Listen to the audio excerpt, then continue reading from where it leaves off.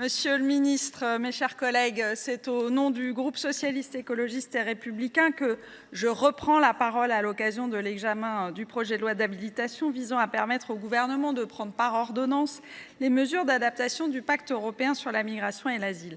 Ma collègue Corinne Narassiguin dira dans un instant nos désaccords profonds avec de nombreuses dispositions contenues dans cet ensemble de textes qui comprend une directive et 9 règlements d'application directe.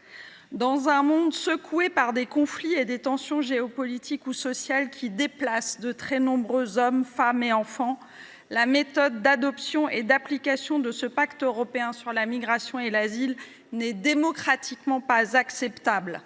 Adopté en 2024, préparé en 2020, il doit entrer en vigueur le 12 juin prochain, on l'a dit, dans 3 semaines. Ça laissait donc le temps à la fois à la Commission européenne et au gouvernement français d'associer le Parlement à sa déclinaison. Et pourtant, la Commission européenne a choisi de travailler de façon très isolée. C'est ce que le Sénat a déploré à plusieurs reprises et qui nous a encore conduits, il y a quelques mois, à faire voter une proposition de résolution européenne que j'ai coportée d'abord avec notre ancien collègue André Reichardt, puis avec Ronan Le Gleut.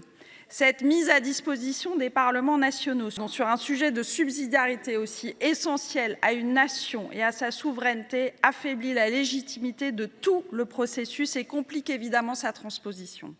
S'ajoute à la faiblesse des échanges entre l'échelon européen et les parlements nationaux un sérieux problème de dialogue entre notre propre gouvernement et le Parlement français. Cela fait 2 ans que le pacte a été adopté et 2 ans donc que le gouvernement sait qu'il doit entrer en vigueur en juin prochain.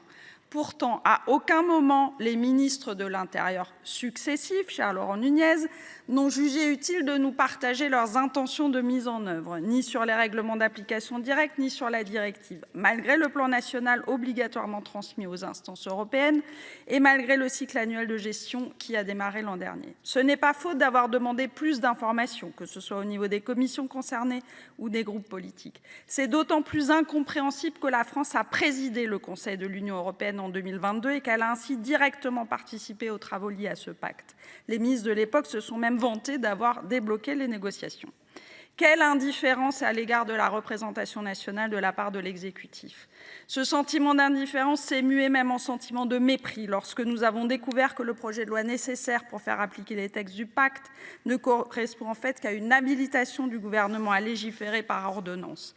Le gouvernement nous demande donc de lui déléguer la réécriture, voire le déclassement de près de 40% du CESEDA, de lui déléguer le choix unilatéral des 150 clauses optionnelles permises par les textes européens et même de le laisser faire par circulaire ou décret, si j'ai bien compris.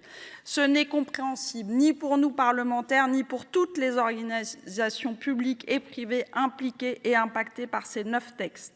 Face au flou juridique à venir, le désarroi est grand du côté de l'OFPRA, de la CNDA, des avocats, des associations qui accompagnent chaque jour les demandeurs, les exilés, les déboutés, souvent très vulnérables, qui s'adressent à eux. Toutes ces raisons de méthode expliquent à elles seules pourquoi notre groupe a voté favorablement la question préalable et la motion d'irrecevabilité et pourquoi nous proposons de supprimer un à un les alinéas qui composent l'article unique de ce projet de loi. Que le gouvernement assume et soit enfin à la hauteur des attentes de respect et de dialogue qu'exprime le Parlement à son égard et à l'égard de l'Union européenne.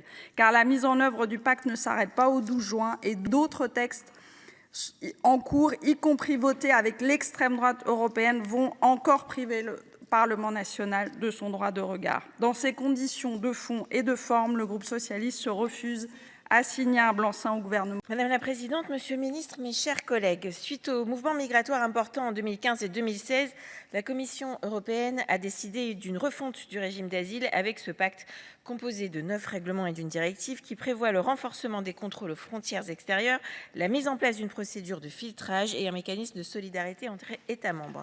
Ma collègue Audrey Linkenheld l'a rappelé, nous ne partageons pas les objectifs de ce pacte qui risque d'impacter très gravement les droits humains et a réussi à mobiliser toutes les ONG contre lui.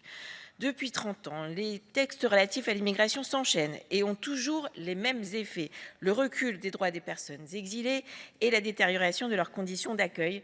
C'est le cas de la dernière loi Asile et Immigration de 2024. L'enjeu aujourd'hui, monsieur le ministre, est que la France soit vigilante dans le cadre de la transposition et soit la plus protectrice possible des droits humains et en particulier du droit d'asile.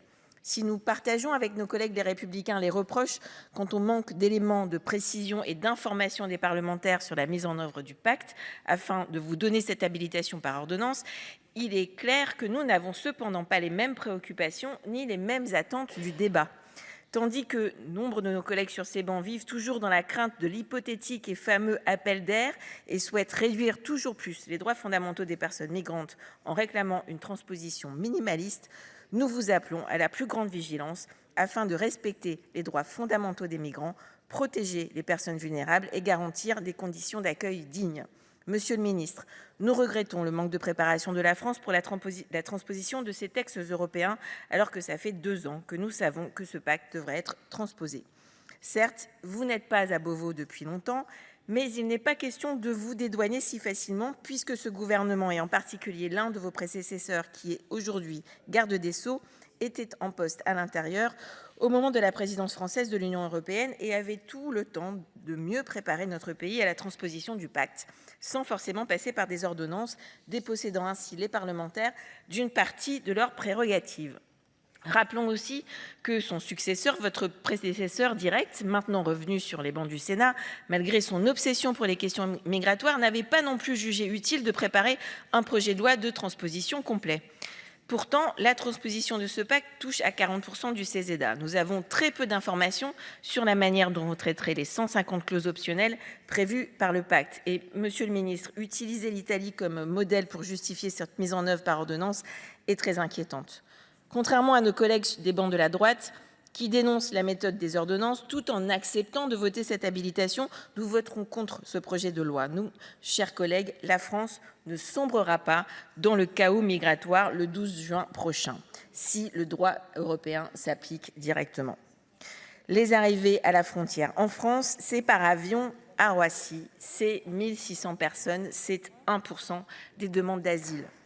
Comme nos collègues socialistes députés européens français, nous sommes fermement opposés au pacte tel qu'adopté par le Parlement européen en ce qu'il généralise l'enfermement, le tri et le refoulement des personnes arrivant aux frontières extérieures européennes. Le pacte prévoit en effet la création de hotspots avec le processus du screening et des procédures à la frontière. Il s'agit de centres fermés situés aux frontières extérieures de l'Union européenne, gérés par les États membres avec le soutien de l'Agence européenne de l'asile. Cette procédure aura essentiellement lieu à la zone d'attente de Roissy en France, que j'ai eu l'occasion de visiter, et nous nous inquiétons fortement des conditions d'accueil déjà très dégradées sur le plan matériel et humain.